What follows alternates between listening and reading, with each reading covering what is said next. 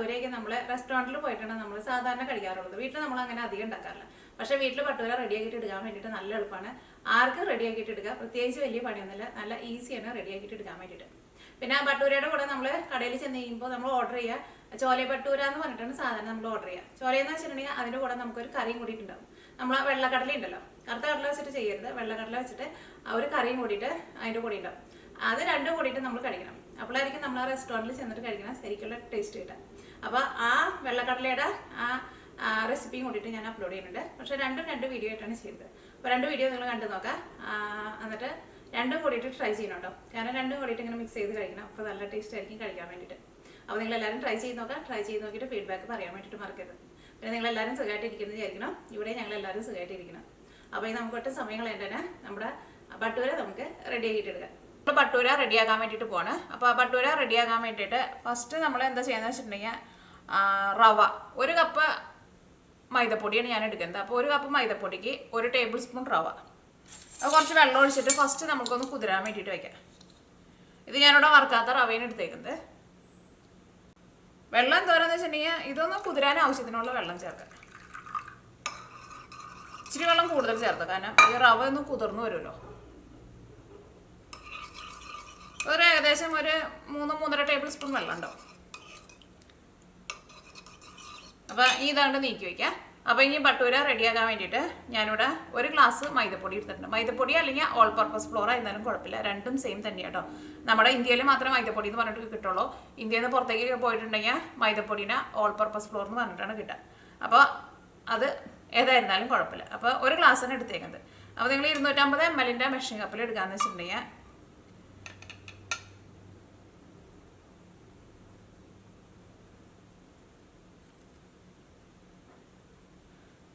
250 ml measuring കപ്പിൽ ഇപ്പോൾ എടുത്തു. അപ്പോൾ ബാക്കി നോക്കി ഇതിനകത്ത് ഒരു 2 ടേബിൾ സ്പൂൺ കൂടിയും കൂടുതലുണ്ട്. ഇപ്പോൾ 250 ml മെഷറിംഗ് കപ്പിൽ എടുക്കാമെന്ന് വെച്ചിട്ടുണ്ടെങ്കിൽ 1 കപ്പ് എടുക്കുക, പിന്നെ എക്സ്ട്രാ ഒരു 2 ടേബിൾ സ്പൂൺ കൂടി എടുക്കുക. ഇതിലേക്ക് 1/2 ടീസ്പൂൺ പഞ്ചസാര ചേർക്കുക. ഞാനിവിടെ എടുത്തേക്കുന്നത് പൊടിച്ചെടുത്തേക്കണ പഞ്ചസാര കേട്ടോ. വലിയ തരിയുള്ള പഞ്ചസാരയെന്ന് വെച്ചിട്ടുണ്ടെങ്കിൽ ഒന്ന് പൊടിച്ചിട്ട് ചേർക്കുക. ചെറിയ തരിയുള്ളതെന്ന് വെച്ചിട്ടുണ്ടെങ്കിൽ പൊടിച്ചില്ലെങ്കിൽ കുഴപ്പമില്ല. അപ്പോൾ 1/2 ടീസ്പൂണാണ് എടുത്തേക്കുന്നത് പഞ്ചസാര. 1/4 ടീസ്പൂൺ ബേക്കിംഗ് പൗഡർ ചേർക്കുക. ഇപ്പോൾ നിങ്ങളുടെ അടുത്ത് ബേക്കിംഗ് പൗഡർ ഇല്ലയെന്ന് വെച്ചിട്ടുണ്ടെങ്കിൽ ബേക്കിംഗ് സോഡ ചേർത്താലും കുഴപ്പമില്ല. 1/4 ടീസ്പൂണാണ് എടുത്തേക്കുന്നത്. ഇനി നമുക്ക് ഇതിലേക്ക് ആവശ്യത്തിന് ഉപ്പ് ചേർക്കാം.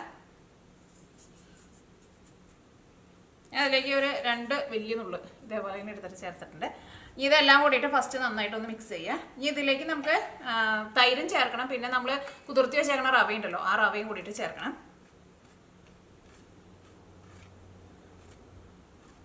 ഇതെല്ലാം കൂടിയിട്ട് നന്നായിട്ട് മിക്സ് ചെയ്ത് കഴിഞ്ഞിട്ട് ബാക്കിയുള്ളത് ചേർത്താൽ മതി. അല്ലെങ്കിൽ നമ്മുടെ ഈ ഉപ്പും പിന്നെ നമ്മുടെ ബേക്കിംഗ് പൗഡറും പഞ്ചസാരയും ഒന്നും ശരിക്കാണ്ട് മിക്സ് ആവില്ല. ഇതിലേക്ക് ഞാനിവിടെ 1 ടേബിൾ സ്പൂൺ തൈരാണ് ചേർക്കുന്നത്. അപ്പോൾ ഞാൻ ചേർക്കുന്ന തൈരിന് അധികം പുളിയില്ലാത്ത തൈരാട്ടോ. ഞാനിവിടെ വീട്ടിൽ ഒഴിച്ച തൈരാട്ടോ. കാരണം ഞാനിവിടെ മിക്കപ്പോഴും തൈര് വാങ്ങാണ് ചെയ്യാറ്. ഇപ്പോൾ കടയിൽ പോകാത്തതുകൊണ്ട് വീട്ടിൽ ഒഴിച്ചു. നല്ല കട്ട തൈരായിട്ടുണ്ട്. അപ്പോൾ 1 ടേബിൾ സ്പൂൺ തൈര് ചേർത്തു. 2 ടേബിൾ സ്പൂൺ ഓയിൽ ചേർക്കുക. അതിപ്പോൾ നമ്മുടെ നാട്ടിൽ കിട്ടുന്ന സൺഫ്ലവർ ഓയിൽ ഉണ്ടല്ലോ, ആ ഓയിൽ അല്ലെങ്കിൽ ഏത് ടൈപ്പ് ഓയിലായിരുന്നാലും കുഴപ്പമില്ല. 2 ടേബിൾ സ്പൂൺ ചേർക്കുക. ഇതിലേക്ക് നമ്മൾ ആ കുതിർത്തി വെച്ചേക്കണ റവ ഉണ്ടല്ലോ, ആ റവയുടെ മിക്സിങ് ചേർക്കുക. ഇതെല്ലാം കൂടിയിട്ട് നന്നായിട്ടൊന്ന് മിക്സ് ചെയ്യുക. അത് കഴിഞ്ഞിട്ട് ഇതിലേക്ക് നമുക്ക് ആവശ്യത്തിന് വെള്ളം ഒഴിച്ചിട്ട്, ഇത് നമ്മൾ ചപ്പാത്തിക്ക് കുഴച്ചിട്ട് എടുക്കില്ലേ, ചപ്പാത്തിക്ക് കുഴച്ചിട്ട് എടുക്കുന്നതിനേക്കാളും കുറച്ചും കൂടി ലൂസായിട്ട് വേണം ഈ ബാറ്റർ നമുക്ക് റെഡിയാക്കിയിട്ട് എടുക്കാൻ വേണ്ടിയിട്ട്. അപ്പോൾ ഇത് കുഴയ്ക്കാൻ വേണ്ടിയിട്ട് ഞാനിവിടെ പ്ലെയിൻ ആയിട്ടുള്ള സോഡ ഉണ്ടല്ലോ, ആ സോഡ വെച്ചിട്ടാണ് കുഴയ്ക്കാൻ വേണ്ടിയിട്ട് പോകുന്നത്. ആ സോഡ ഉണ്ടെന്ന് വെച്ചിട്ടുണ്ടെങ്കിൽ സോഡ വെച്ചിട്ട് കുഴയ്ക്കുക. അപ്പോൾ നമ്മുടെ ഭട്ടൂര നല്ല സോഫ്റ്റ് ആയിട്ടിരിക്കും. ഇനിയിപ്പോൾ നിങ്ങളുടെ അടുത്ത് സോഡ ഇല്ലാന്ന് വെച്ചിട്ടുണ്ടെങ്കിൽ സാധാരണ വെള്ളം ചേർത്തിട്ട് കുഴച്ചിട്ടെടുക്കുക. സാധാരണ വെള്ളം ചേർത്തിട്ട് കുഴച്ചിട്ട് എടുത്താലും കുഴപ്പമൊന്നും ഉണ്ടാവില്ല, നല്ല ടേസ്റ്റിൽ തന്നെ കിട്ടും. പക്ഷേ സോഡ ചേർത്തിട്ടുണ്ടെങ്കിൽ കുറച്ചും കൂടി നല്ല സോഫ്റ്റ് ആയിട്ടിരിക്കും. അപ്പോൾ അതേ ഞാനിവിടെ സോഡ എടുത്തിട്ടുണ്ട്. അപ്പോൾ സോഡ ഇല്ലാന്ന് വെച്ചിട്ട് നിങ്ങളിത് ഉണ്ടാക്കാണ്ടിരിക്കണ്ട കേട്ടോ. സാധാരണ വെള്ളത്തിൽ കുഴച്ചാലും നല്ലതായിട്ട് തന്നെ വരും. അപ്പോൾ കുറേശ്ശെ ഒഴിച്ചിട്ട് കുഴച്ചിട്ടെടുക്കുക.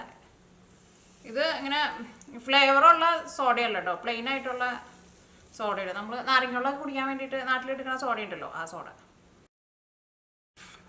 അപ്പോൾ ഇതിനകത്ത് വെള്ളത്തിൻ്റെ ആ കൺസിസ്റ്റൻസിയൊക്കെ കറക്റ്റായിട്ട് വന്നിട്ടുണ്ട്. നമ്മുടെ ചപ്പാത്തിനേക്കാളും കുറച്ചും കൂടി ലൂസായിട്ടാണ് മാവ് ഇരിക്കുന്നത്. നമ്മുടെ കൈമയ്ക്ക് അത്യാവശ്യം നന്നായിട്ട് ഒട്ടിപ്പിടിച്ചിട്ടുണ്ട്. പക്ഷേ കുഴപ്പമില്ല, അത്രയ്ക്ക് ഇതിനകത്ത് എടുക്കണം കേട്ടോ. ഇനി ഇത് എന്തെങ്കിലും വെച്ചിട്ടുണ്ടെങ്കിൽ നല്ല സോഫ്റ്റായിട്ട് നമ്മൾ കുഴച്ചിട്ട് എടുക്കണം. എന്നിട്ട് ഇതിങ്ങനെ ഓരോ സൈഡ് ഇങ്ങനെ ഫോൾഡ് ചെയ്ത് ഇതേപോലെ നല്ല കൈ കഴിയിട്ടുണ്ടെങ്കിൽ ഒന്നുകൂടി കുഴയ്ക്കാൻ വേണ്ടിയിട്ട് പോകുന്നത്. അപ്പം നമ്മൾ കൈമ ഇങ്ങനെ ഒട്ടി പിടിക്കില്ല. അല്ലെങ്കിൽ ഈ ഒട്ടി തന്നെ പിന്നെയും കൈമ ഒട്ടി പിടിച്ചോണ്ടിരിക്കും. അപ്പോൾ അതേ കൈ ഞാനിവിടെ കഴുകിയിട്ടുണ്ട്. ഞാൻ അങ്ങനെയാണ് എന്ത് സാധനം കുഴച്ചിട്ട് എടുക്കുമ്പോൾ ചെയ്യാം. എന്നിട്ട് ഞാൻ കൈമ നോക്കി കുറച്ച് ഓയിലൊന്ന് ഇതേപോലെ ഒന്ന് തൂത്ത് കൊടുക്കുന്നുണ്ട്. എന്നിട്ട് നമ്മൾ പിന്നെ കുഴയ്ക്കുക. അപ്പം അങ്ങനെ അത്രയ്ക്കായിട്ട് കൈമ പിടിക്കില്ല. അല്ലെങ്കിൽ നമുക്കിങ്ങനെ ഭയങ്കര ഇറിറ്റേഷൻ തോന്നും ചെയ്യും.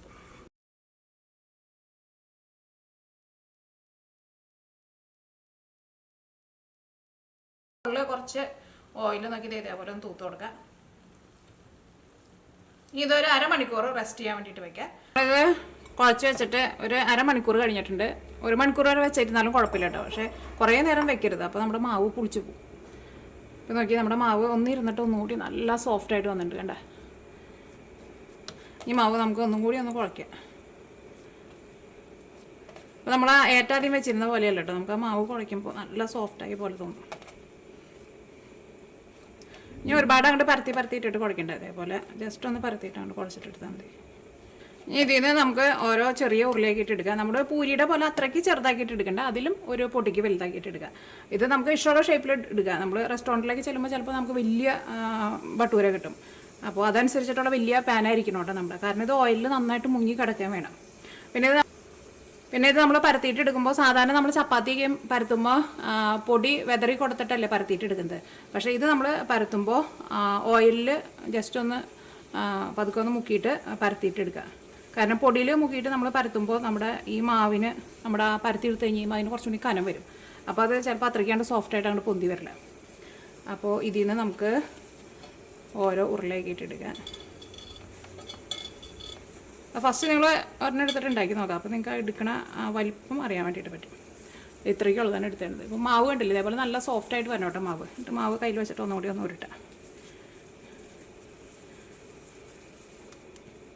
ഈ മാവ് നമ്മൾ പരത്താൻ വേണ്ടിയിട്ട് പോകണം. അപ്പോൾ അതിന് മുമ്പായിട്ട് നമുക്കിത് വറുത്ത് കോരി എടുക്കാൻ വേണ്ടിയിട്ട് ഓയിൽ ചൂടാക്കണ്ടേ.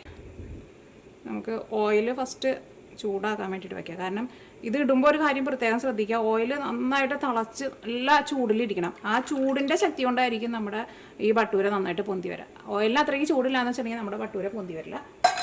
അപ്പോൾ നമ്മൾ ഓയിൽ ചൂടാക്കാൻ വേണ്ടിയിട്ട് വെച്ചിട്ടുണ്ട്. നമ്മുടെ ഭട്ടൂര നമ്മൾ പരത്തിയിട്ട് എടുക്കാൻ വേണ്ടിയിട്ട് പോവാണ്.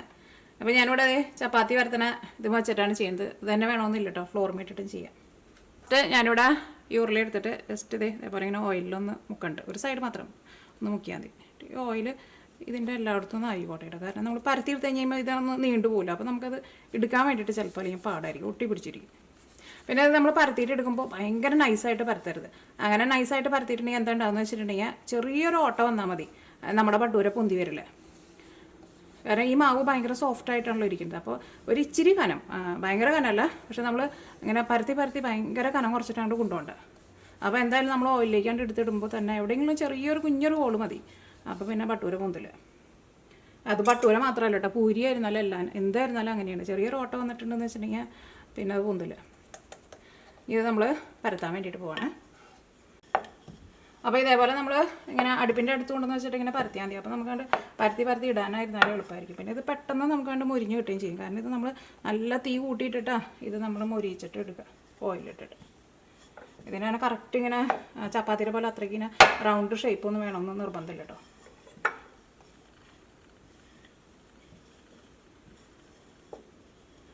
പിന്നെ നമ്മൾ മൈദ ആയതുകൊണ്ട് തന്നെ നമ്മളിത് ഇങ്ങനെയായിട്ട് പരത്തിയാലും ഇത് കുറച്ച് ഇങ്ങനെയായിട്ട് ചെറുതായി വരും.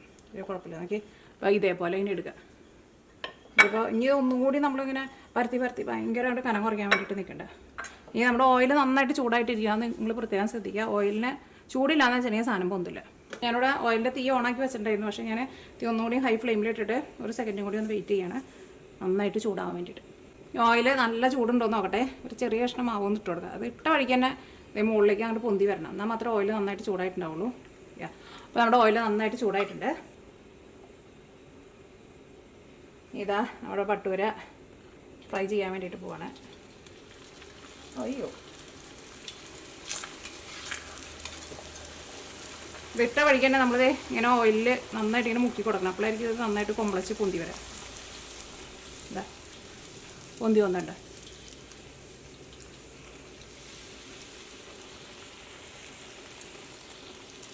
ഇല്ലെങ്കിൽ നമ്മൾ റവ ചേർത്തേക്കണത് കൊണ്ട് തന്നെ ഇത് നമ്മൾ ഇപ്പോൾ ഓയിലിൽ നിന്ന് എടുത്ത് മാറ്റിയാലും ഇത് താണു പോകില്ല കേട്ടോ, ഇത് പൊന്തി തന്നെ നിൽക്കും. ഇത് നമ്മുടെ വെള്ളക്കടലക്കറി ഉണ്ടല്ലോ അതും കൂട്ടിയിട്ടാണ് കഴിക്കാൻ വേണ്ടിയിട്ട് എന്ത് ടേസ്റ്റാണെന്ന് അറിയാം. അപ്പോൾ ഇതെങ്ങാനും ചെറിയൊരു പൊട്ടലെങ്ങാനും വീണിട്ടുണ്ട്, കാരണം ഇത് ഭയങ്കര കനം കുറഞ്ഞിട്ട് എവിടേക്ക് ഇരിക്കുന്നത്.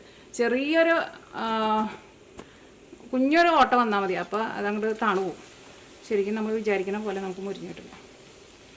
പിന്നെ ഓയിലിട്ട് കഴിഞ്ഞിട്ട് പൊന്തി കഴിഞ്ഞിട്ടുണ്ടെങ്കിൽ പിന്നെ നമുക്ക് തീ പതുക്കൊന്ന് കുറച്ച് വയ്ക്കാം, കുഴപ്പമില്ല. പെട്ടെന്ന് നമുക്കിത് വറുത്ത് കോരി എടുക്കാനും പറ്റും. 2 പേരുണ്ടെന്ന് വെച്ചിട്ടുണ്ടെങ്കിൽ ഒരാൾ പരത്താം, മറ്റേ ആൾ ഓയിലിലേക്ക് ഇടുക. 2 ഓയിലിട്ടിട്ട് നമ്മൾ സ്പൂൺ കൊണ്ട് അമർത്തി കൊടുത്തില്ല, അതേപോലെ ഒന്ന് അമർത്തി കൊടുക്കാൻ വേണം. അപ്പോൾ ഇതൊക്കെ നന്നായിട്ട് ഇങ്ങനെ പൊന്തി എല്ലാം അടിപൊളി ഭട്ടൂരിയായിട്ട് വരും. അപ്പോൾ ഈ ബാക്കിയുള്ളതെല്ലാം നമുക്ക് ഇതേപോലെ തന്നെ റെഡിയാക്കിയിട്ട് എടുക്കുക. അപ്പോൾ നമ്മുടെ ഭട്ടൂര എല്ലാം നമ്മൾ റെഡിയാക്കിയിട്ട് എടുത്തിട്ടുണ്ട്. ഇത് നന്നായിട്ട് ചൂടാറിയിട്ടുണ്ട്. ചൂടാറി കഴിഞ്ഞാലും ഇത് ഒട്ടും താണു പോയില്ല കേട്ടോ. അപ്പോൾ നമുക്ക് 1 കപ്പ് പൊടി എടുത്തിട്ടുണ്ടെന്ന് വെച്ചിട്ടുണ്ടെങ്കിൽ നമുക്കൊരു 5 ഭട്ടൂര ഇതേപോലത്തെ ഉണ്ടാക്കാൻ വേണ്ടിയിട്ട് പറ്റും. അപ്പോൾ അതേ ഒരെണ്ണോട് കൂടി ഇരിക്കുന്നുണ്ട്. ഇത് കുറച്ച് വലുതാട്ടോ. നമുക്ക് വലുത് വേണമെന്ന് വെച്ചിട്ടുണ്ടെങ്കിൽ വലുതുണ്ടാക്കാം, ചെറുത് വേണമെന്ന് വെച്ചിട്ടുണ്ടെങ്കിൽ ചെറുതുണ്ടാക്കാം. അപ്പോൾ നമുക്ക് ഇതിൻ്റെ ഉള്ളിലൊന്ന് നോക്കി നോക്കാം. ഇത് നമ്മുടെ കടലക്കറി കൂട്ടിയിട്ടാണ് കഴിക്കണം. നല്ല അടിപൊളി ടേസ്റ്റ് ആയിരിക്കും. നോക്കി ഇതിൻ്റെ ഉള്ളിൽ കണ്ടില്ലേ.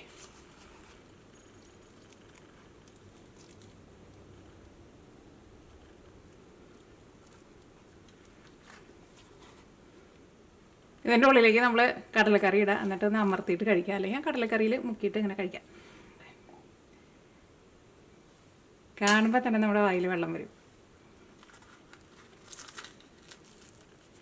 ഇതിങ്ങനെ കുറച്ചെടുക്കുക, എന്നിട്ട് ഇതിനകത്തിങ്ങനെ മിക്സ് ചെയ്യുക. കഴിച്ചോട്ടെ കേട്ടോ, രണ്ടും കൂടിയിട്ട്.